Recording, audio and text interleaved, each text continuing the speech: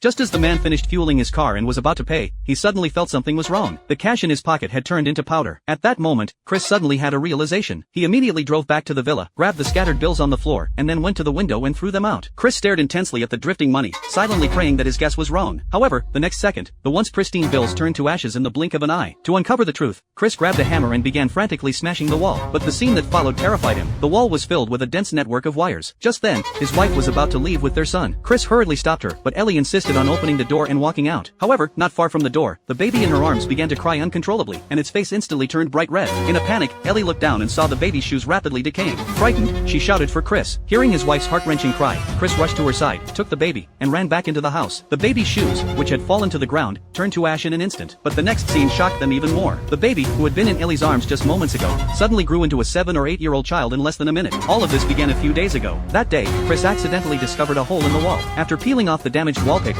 he found a rusty iron door behind it. Chris remembered the 2 iron pieces he had found earlier, and when they were combined, they indeed opened the door. The curious couple pushed open the iron door and discovered an empty, dark chamber behind it. However, as Ellie stepped into the chamber, the lights in the corridor began to flicker uncontrollably. Next, they entered a basement, and the sight before them took them both by surprise. The walls were covered in tangled wires and mysterious equipment.